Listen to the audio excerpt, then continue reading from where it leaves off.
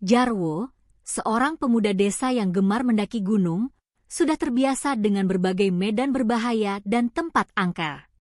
Gunung Lawu menjadi tujuannya kali ini. Walau banyak mendengar cerita mistis dan larangan mendaki sendirian, terutama di malam hari, Jarwo justru tertantang. Orang-orang sekitar menakuti Jarwo dengan cerita tentang pasar setan, sebuah pasar gaib yang sering membuat pendaki tersesat di Gunung Lawu. Tidak hanya itu, banyak yang pernah mengaku melihat bayangan hitam dan mendengar suara-suara tanpa wujud.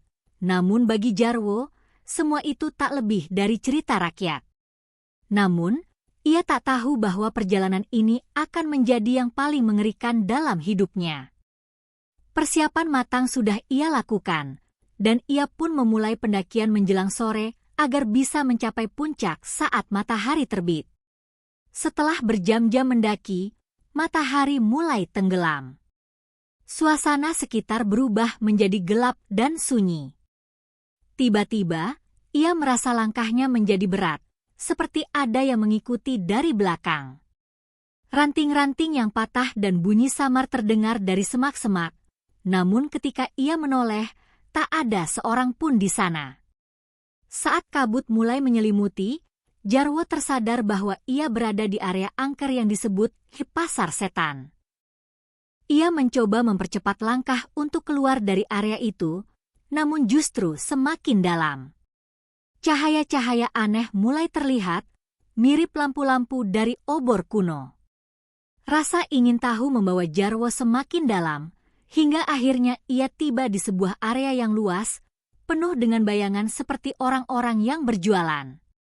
Dengan kakinya yang gemetar, Jarwo melihat lebih dekat.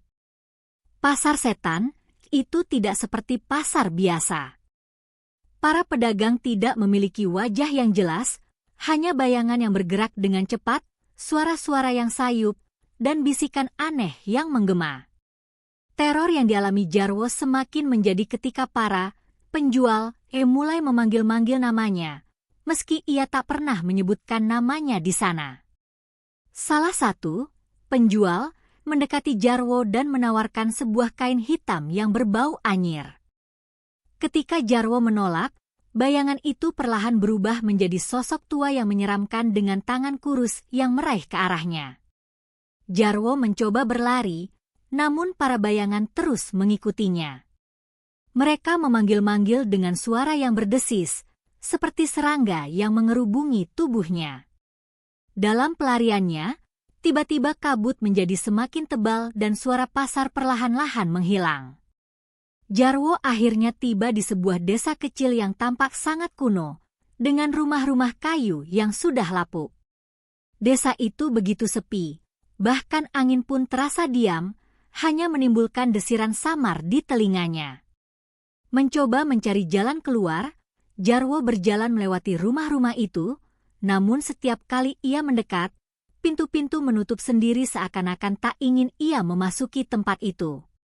Saat berjalan lebih jauh, ia bertemu seorang pria tua yang menatapnya dengan pandangan kosong. Jarwo mencoba bertanya, Pak, ini desa apa ya? Apa saya bisa lewat sini untuk keluar?" Pria itu tak menjawab, hanya memandanginya dengan tatapan yang dingin. Kemudian, ia hanya berkata lirih, tidak ada jalan keluar dari sini jika sudah masuk." Ketika harapan mulai hilang, Jarwo melihat seorang pria berwajah pucat mengenakan baju lusuh. Pria itu berjalan mendekatinya, kemudian berkata, "Kau seharusnya tidak berada di sini, anak muda. Ikuti aku jika ingin selamat." Tanpa pikir panjang, Jarwo mengikuti pria itu. Dalam perjalanan, pria itu mulai bercerita bahwa ia sudah lama menjadi penjaga di gunung ini, membantu mereka yang tersesat. Suaranya terdengar tegas, namun penuh misteri. Meski begitu, ada sesuatu yang ganjil dari sosok pria itu. Setiap kali Jarwo mencoba bertanya lebih banyak, pria itu hanya memberi jawaban singkat, menghindari kontak mata langsung. Setelah berjalan berjam-jam, mereka tiba di batas hutan yang tampak lebih terang. tanda bahwa mereka mulai mendekati jalur pendakian resmi. Pria tua itu berhenti dan berkata, sampai di sini saja. Ingat, jangan pernah kembali ke sini." Ketika akhirnya Jarwo turun gunung dan mencapai base camp, beberapa pendaki lain mendekatinya. Mereka terlihat bingung ketika Jarwo menceritakan pengalamannya. Salah satu pendaki mengatakan bahwa sosok pria tua yang Jarwo temui sudah lama meninggal karena tersesat di gunung itu. Banyak yang percaya ia menjadi penjaga gaib bagi pendaki yang kehilangan arah. Cerita tentang penjaga gaib tersebut membuat Jarwo semakin bingung dan ketakutan. Ia pun berjanji untuk tidak pernah kembali mendaki di Gunung Lawu. Pengalaman mistis dan kengerian di pasar setan serta desa gaib membuatnya tak mampu tidur nyenyak selama beberapa hari. Setiap kali teringat wajah pria penolong itu, hatinya dicekam oleh ketakutan yang tak pernah ia rasakan sebelumnya. Setelah peristiwa mengerikan di Gunung Lawu, Jarwo kembali ke kampungnya, namun pikirannya terus dihantui oleh sosok penolong gaib yang muncul di saat-saat terakhir. Ia berusaha mengabaikan kenangan itu, tapi bayangan pria tua dengan baju lusuh itu terus hadir, terutama di malam hari ketika ia mulai terlelap. Terkadang, Jarwo merasa seolah pria itu berada di sudut-sudut kamarnya, hanya menatap tanpa ekspresi, membuat suasana terasa sangat mencekam. Beberapa minggu kemudian, rasa penasaran mulai tumbuh dalam diri Jarwo. Ia ingin memahami lebih banyak tentang pria misterius tersebut yang menurut para pendaki di base camp sudah lama meninggal. Jarwo memutuskan untuk menemui seorang kakek yang dikenal sebagai ahli spiritual di desa itu, bernama Pak Wijaya. Pak Wijaya adalah sosok yang sering menjadi rujukan warga setempat untuk mencari jawaban tentang hal-hal gaib. Pak Wijaya menyambut kedatangan Jarwo dengan senyum tipis. Ketika Jarwo menceritakan kisahnya, ekspresi Pak Wijaya berubah. Sang kakek menghela napas panjang dan mengangguk pelan. Penolong itu bernama Ki Joyo, ujar Pak Wijaya dengan suara berat. Dia memang bukan manusia biasa. Dulu, dia adalah pendaki yang terjebak di Gunung Lawu sekitar 20 tahun yang lalu.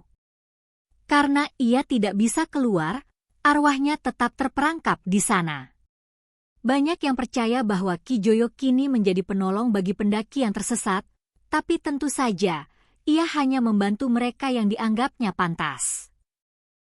Pak Wijaya menjelaskan bahwa Ki Joyo dikenal sebagai sosok yang memiliki kemampuan melihat dunia gaib, bahkan ketika masih hidup. Ki Joyo adalah pendaki yang berani dan sering dianggap arogan, karena suka menantang tempat-tempat mistis. Namun, saat mencoba turun dari Gunung Lawu setelah satu pendakian yang misterius, Ki Joyo menghilang tanpa jejak. Hanya beberapa barang yang ditemukan, tapi jasadnya tak pernah ditemukan. Ruhnya tetap di sana, dilanjut Pak Wijaya, seperti tertahan karena merasa bertanggung jawab menjaga pendaki lain yang masuk ke dunia gaib itu. Setelah pertemuan dengan Pak Wijaya, malam-malam Jarwo semakin dipenuhi mimpi aneh. Ia merasa terseret kembali ke pasar setan di dalam tidurnya, melihat wajah-wajah bayangan yang menatapnya tanpa henti, dan merasakan kehadiran Ki Joyo yang tak lagi seperti sosok penolong. Dalam mimpinya, Ki Joyo terlihat memanggil-manggil namanya, seperti mengundangnya kembali ke Gunung Lawu. Kadang, Jarwo bahkan terbangun dengan keringat dingin, merasa seolah tangan Ki Joyo mencengkeram pundaknya. Teman-teman Jarwo mulai khawatir dengan kondisinya. Mereka menyarankan Jarwo untuk kembali menemui Pak Wijaya agar bisa melakukan ritual atau meminta petunjuk. Namun, Jarwo merasa takut bukan hanya pada sosok Ki Joyo, tapi juga pada dirinya sendiri yang merasa semakin terikat dengan Gunung Lawu. Setelah berminggu-minggu dihantui mimpi dan bisikan aneh, Jarwo tak tahan lagi. Ia memutuskan kembali ke Gunung Lawu dengan niat untuk berhadapan dengan Ki Joyo. Meskipun banyak yang melarangnya, Jarwo yakin bahwa satu-satunya cara untuk mengakhiri mimpi buruk ini adalah menyelesaikan urusannya langsung di tempat kejadian. Dengan membawa sesajen dan barang-barang yang disarankan Pak Wijaya, seperti dupa, kemenyan, dan bunga, Jarwo kembali mendaki Gunung Lawu. Kali ini, suasana gunung terasa jauh lebih sunyi dan mencekam dibandingkan pendakian sebelumnya. Setiap langkah seolah disertai dengan bisikan halus yang mengajak atau menantangnya untuk terus naik. Saat malam tiba, kabut kembali muncul dengan pekat, menyelimuti jalur pendakian dan membuatnya kembali tersesat. Jarwo, yang sudah siap dengan berbagai kejadian gaib, menyalakan dupa dan menunggu, berharap bahwa Ki Joyo akan muncul. Tak lama, sosok pria tua itu benar-benar muncul di antara kabut, berdiri dengan pandangan yang berbeda dari sebelumnya. Kali ini, Ki Joyo terlihat tegas, seperti menguji keberanian Jarwo. "Kenapa kau kembali?" tanya Ki Joyo dengan suara berat. Jarwo mengutarakan keinginannya untuk meminta restu agar bisa pulang dengan damai, tanpa dihantui lagi. Ki Joyo memandangnya lekat-lekat, lalu berkata, "Kau telah mengganggu keseimbangan dengan ketidaktaanmu. Pasar setan bukan untuk manusia biasa. Kau beruntung bisa keluar hidup-hidup, tapi roh-roh di sana belum selesai denganmu." Ki Joyo pun memberikan petunjuk agar Jarwo bisa menyelesaikan urusan ini, yaitu dengan memberikan sesajen di sebuah batu besar yang terletak di tengah pasar setan. "Jangan menoleh, jangan bicara, dan jangan takut, perintah Ki Joyo, dan kau akan bebas." Jarwo mengikuti perintah Ki Joyo, meski hatinya penuh ketakutan. Ia menuju pasar setan, yang kali ini terlihat jauh lebih menyeramkan dari sebelumnya. Sosok-sosok bayangan seakan mengintainya dari kegelapan, tertawa, berbisik, dan menyeringai ke arahnya. Jarwo meletakkan sesajen di atas batu besar, sesuai instruksi Ki Joyo. Setelah selesai, ia berjalan perlahan untuk meninggalkan tempat itu.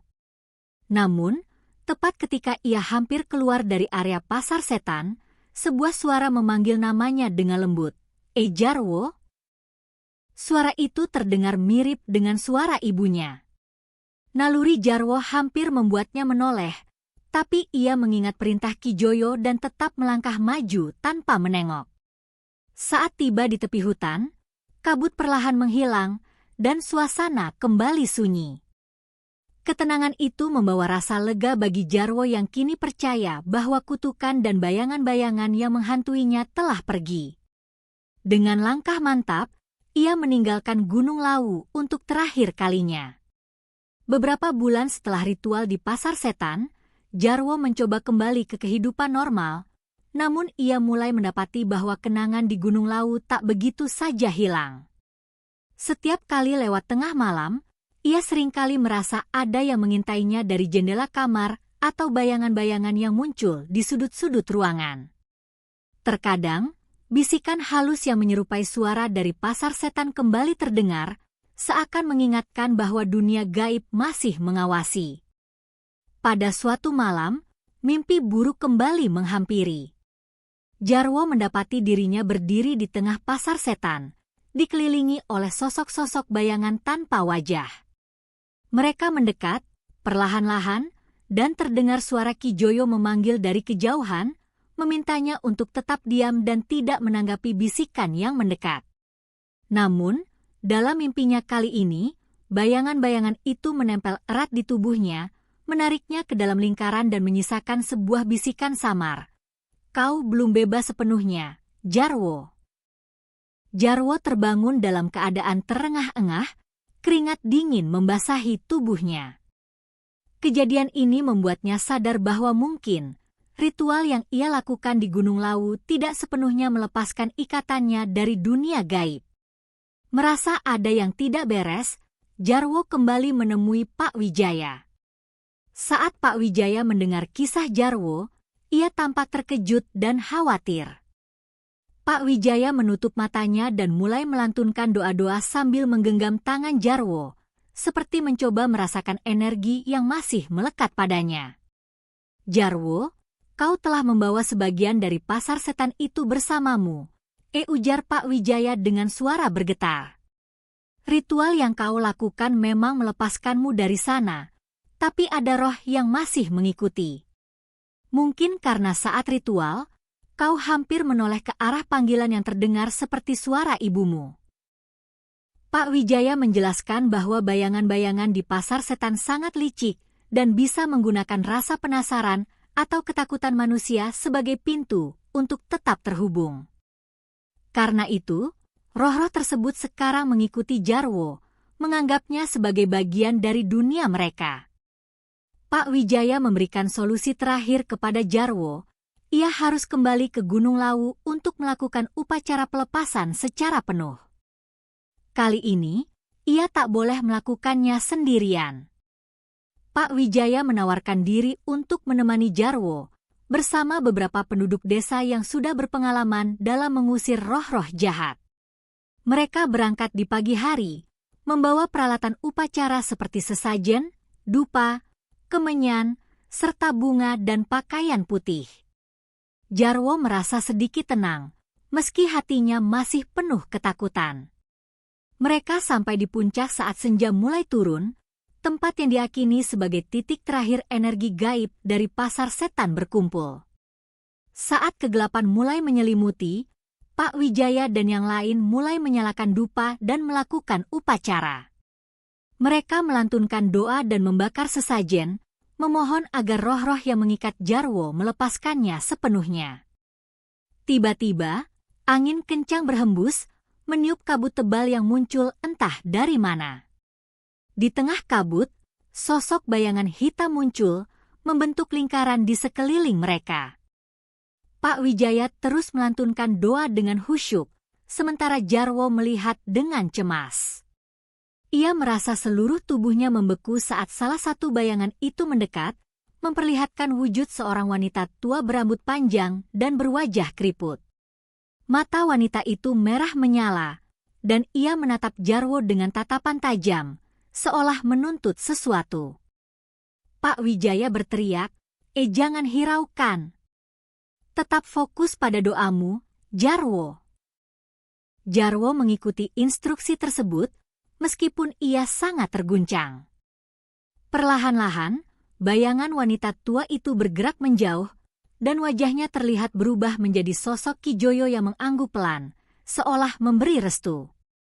Bayangan-bayangan itu kemudian memudar dalam kabut, dan angin perlahan-lahan mereda.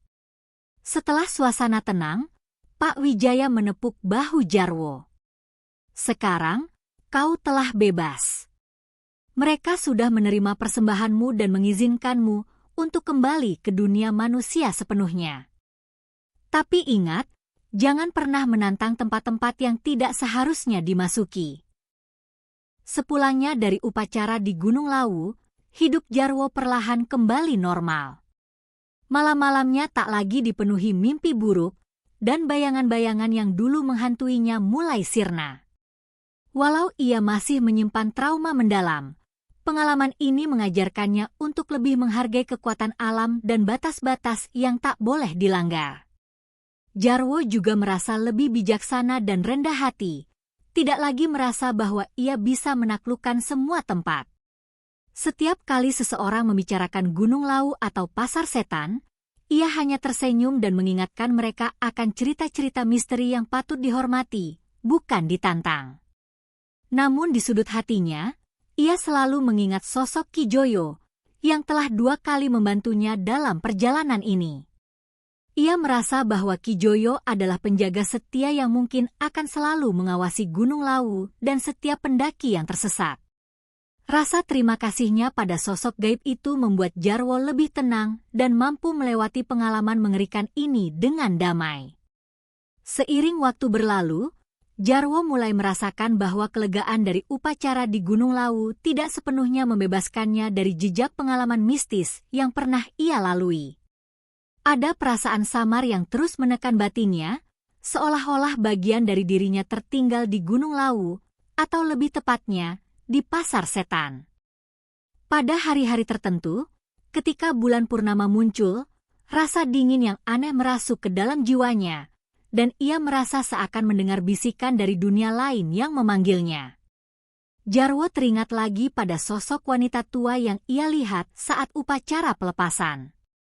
Tatapan wanita itu mengandung dendam yang mendalam, sebuah tatapan yang seolah ingin menahannya di Pasar Setan untuk selamanya. Di saat itulah ia mulai bertanya-tanya, apakah benar ia telah bebas, ataukah wanita itu sekadar menunggu waktu yang tepat untuk membalas dendam? Malam-malam panjang di kampung mulai terasa semakin mencekam. Jarwo merasa ada yang tidak beres, terutama ketika mimpi-mimpi yang selama ini menghilang perlahan mulai kembali menghantuinya. Mimpi itu memperlihatkan dirinya berjalan sendirian di hutan gelap Gunung Lawu, disertai suara gemerisik daun dan desis bisikan halus dari bayangan-bayangan yang berkeliaran di sekelilingnya. Dalam mimpi tersebut, ia melihat sosok wanita tua itu berdiri tak jauh darinya, memandanginya dengan tatapan yang menusuk. Kali ini, wanita itu membuka mulutnya dan mengucapkan sesuatu dalam bahasa yang tidak ia mengerti, namun kata-kata itu terasa begitu mengerikan dan menancap dalam pikirannya. Setiap kali terbangun dari mimpi itu, Jarwo merasakan sesak di dadanya, seperti ada sesuatu yang membebani tubuh dan jiwanya. Ketika mimpi buruk terus menghantuinya, suatu hari Jarwo didatangi seorang pria tua yang tidak ia kenali di tengah jalan desa. Pria itu tampak lusuh, dengan pakaian compang-camping, namun ia membawa aura yang aneh dan kuat. Pria itu memandang Jarwo dalam-dalam, sebelum akhirnya berkata dengan suara yang berat namun tenang, "Kau telah mengguncang ketenangan mereka, Nak. Mereka tidak akan melepaskanmu begitu saja." Jarwo terkejut, namun sebelum ia sempat bertanya, pria itu melanjutkan, jangan mencari bantuan pada manusia lagi. Kau perlu berkomunikasi dengan mereka sendiri." Setelah berkata demikian, pria itu pergi begitu saja, meninggalkan Jarwo dengan perasaan gelisah dan bertanya-tanya siapa sebenarnya orang itu. Merasa tersudut, Jarwo memutuskan untuk mengikuti petunjuk pria misterius tersebut. Ia mulai mencari informasi tentang cara berkomunikasi dengan roh-roh gaib tanpa bantuan manusia. Jarwo menemukan seorang dukun tua di desa sebelah yang memiliki reputasi sebagai perantara dunia gaib. Setelah berbicara panjang lebar, dukun itu menyarankan Jarwo untuk melakukan pengorbanan berupa sesuatu yang berharga baginya, dan menyiapkan persembahan yang lebih besar di sebuah puncak yang tersembunyi di Gunung Lawu yang jarang dijamah manusia. Jarwo bingung apa yang harus ia korbankan. Ia merasa kehilangan sudah begitu banyak karena pengalaman gaib ini. Namun, ia tidak punya pilihan lain jika ingin terbebas sepenuhnya. Akhirnya, ia memutuskan untuk membawa benda kesayangannya, sebuah cincin milik keluarganya yang telah diwariskan turun-temurun sebagai simbol perlindungan. Dengan hati yang penuh keraguan dan ketakutan, Jarwo memulai perjalanan menuju puncak tersembunyi itu. Kali ini ia pergi sendirian, tanpa pendamping, membawa sesajen dan persembahan yang ia siapkan sesuai instruksi dukun. Udara di Gunung Lawu terasa semakin dingin dan berat, bahkan sejak awal pendakian. Ia merasa diawasi, dan di kejauhan, bayangan-bayangan gelap tampak bersembunyi di balik pepohonan, memperhatikan setiap langkahnya. Saat ia mendekati puncak, malam mulai turun dan kabut tebal kembali muncul, kali ini lebih pekat dari yang pernah ia alami. Jarwo merasakan ketakutan yang begitu dalam, namun ia terus melangkah, menahan rasa takut dan suara-suara bisikan yang memanggil-manggil namanya. Setibanya di puncak tersembunyi, Jarwo menyiapkan sesajen dan persembahan terakhirnya. Ia memejamkan mata dan mulai berdoa, berharap roh-roh yang menghantui akan melepaskan dirinya. Dalam keheningan itu, ia mendengar suara langkah pelan mendekat, dan ketika ia membuka mata, sosok wanita tua yang sering muncul di mimpinya berdiri di depannya dengan wajah penuh kebencian. Wanita itu mendekat dan berkata dengan suara bergetar penuh dendam, "Kau mengganggu kami, Jarwo. Kau telah masuk ke tempat kami, dan kini kami akan mengambilmu." Dengan tangan gemetar, Jarwo mengeluarkan cincin yang ia bawa sebagai persembahan terakhir, berharap ini akan cukup untuk membuat roh wanita itu melepaskannya. Namun, wanita itu menatap cincin tersebut dengan pandangan menghina, sebelum tertawa dingin. "Ini tidak cukup, Jarwo. Kau berhutang lebih dari sekadar benda mati." Jarwo mulai merasakan bahwa tidak ada jalan keluar dari situasi ini. Wanita tua itu mengulurkan tangannya, mengisyaratkan bahwa ia menginginkan sesuatu yang lebih dari sekadar persembahan material. Ia ingin jiwa Jarwo sebagai penebusan. Di ambang keputusasaan, Jarwo ingat kembali pada sosok Kijoyo yang telah 2 kali membantunya. Dengan suara yang hampir putus asa, ia memanggil nama Kijoyo, memohon agar sosok penolong gaib itu kembali dan menyelamatkannya sekali lagi. Untuk beberapa saat, tidak ada yang terjadi. Wanita tua itu mulai mendekat, dan Jarwo bisa merasakan hawa dingin yang begitu menusuk dari tubuhnya. Ketika hampir menyerah, tiba-tiba angin kencang bertiup, dan kabut di sekelilingnya berubah menjadi bayangan seorang pria yang dikenalnya, Kijoyo. Kijoyo menatap Jarwo dengan pandangan penuh kasih sayang, namun juga dengan raut wajah tegas. Ia berdiri di antara Jarwo dan wanita tua itu, seolah melindungi Jarwo dari sentuhan gaib yang berbahaya. Dengan suara yang tenang namun tegas, Kijoyo berbicara kepada wanita tua itu, memintanya untuk menerima persembahan dan melepaskan Jarwo selamanya. Wanita tua itu tampak marah, namun kemudian ia berbalik perlahan, meninggalkan mereka berdua. Sebelum ia menghilang, wanita itu berbisik, akan ada waktumu, Jarwo." Dan ia pun lenyap bersama kabut yang terbawa angin. Kijoyo berbalik dan menatap Jarwo untuk terakhir kalinya. "Kau harus menghargai kesempatan ini," katanya pelan. "Jangan pernah kembali. Jangan pernah meremehkan dunia kami. Ini adalah perpisahan kita." Sosok Kijoyo pun perlahan memudar, namun tidak sebelum memberikan senyuman yang menenangkan, seolah memastikan bahwa ini adalah akhir dari ikatan gaib yang menakutkan antara Jarwo dan Gunung Lawu. Beberapa bulan berlalu sejak pertemuan terakhirnya dengan Kijoyo dan wanita tua di puncak Gunung Lawu. Jarwo mencoba melanjutkan hidup, menjalani hari-harinya dengan bekerja keras di desa, namun kenangan dari pengalaman mistis itu terus melekat dalam ingatannya.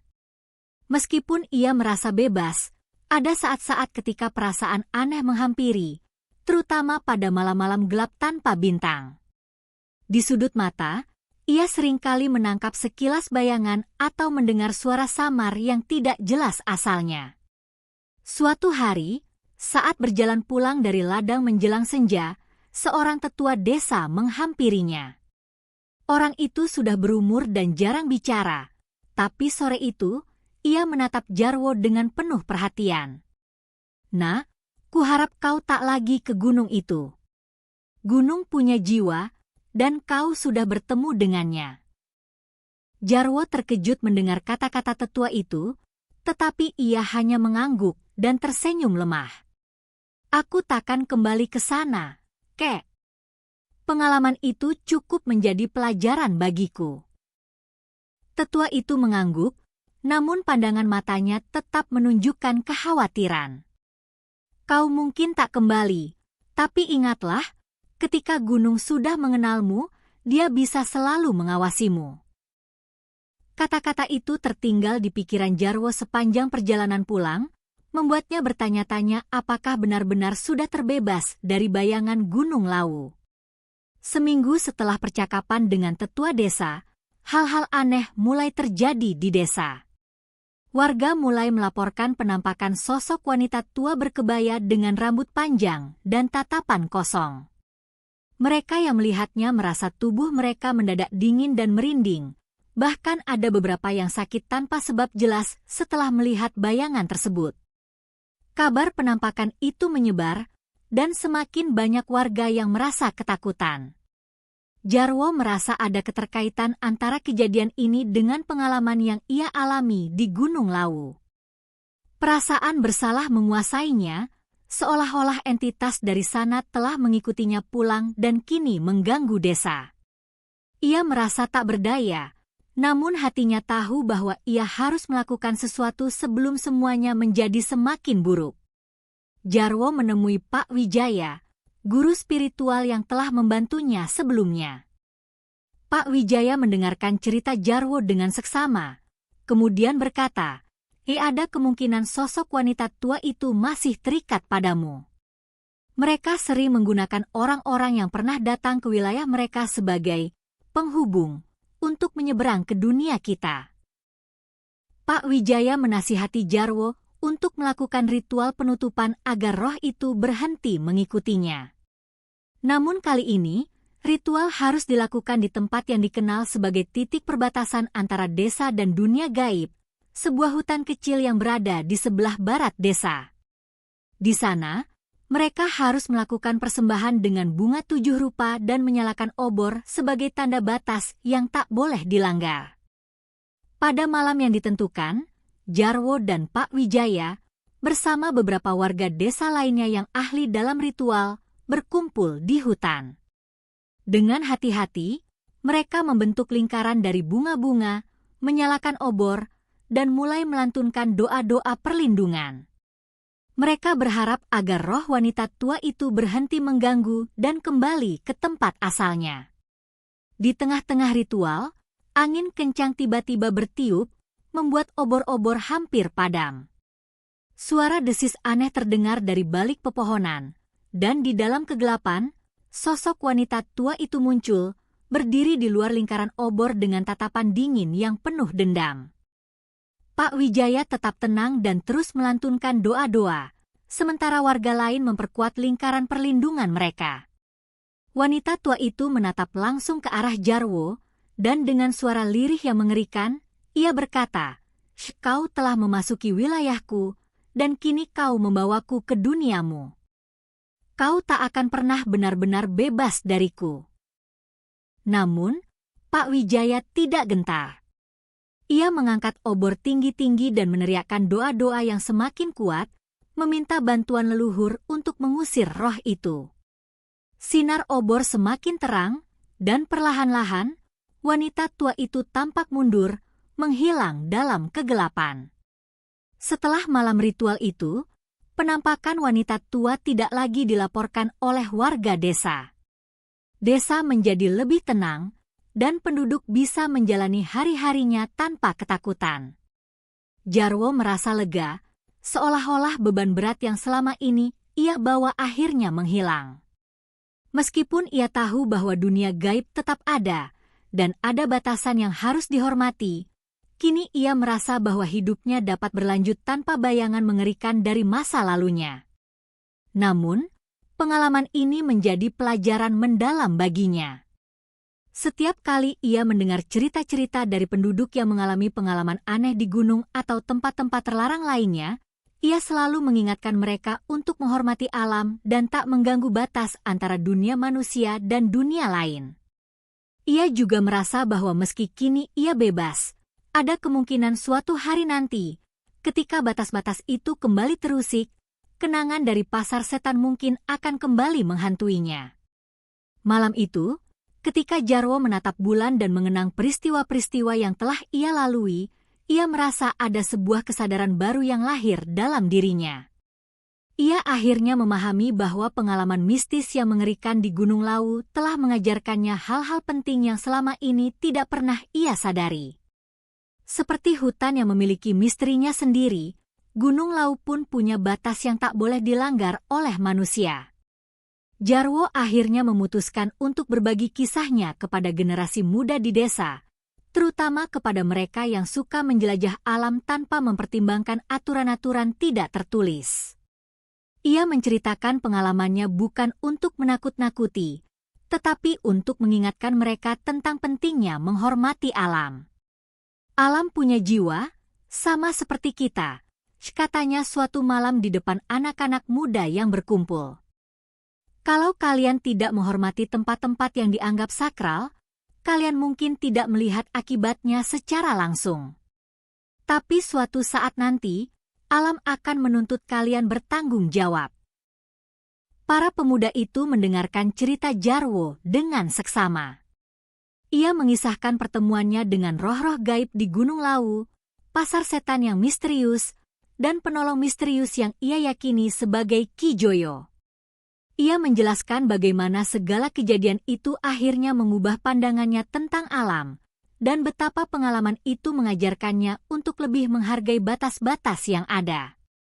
Epilog, jejak terakhir di Gunung Lawu. Setelah bertahun-tahun, Jarwo akhirnya bisa benar-benar berdamai dengan kenangan mengerikan di Gunung Lawu.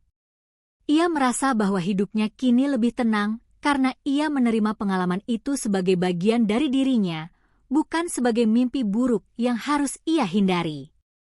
Ia telah belajar untuk menghargai batas antara dunia manusia dan dunia gaib, serta menghormati segala sesuatu yang hidup di alam ini, baik yang terlihat maupun yang tidak.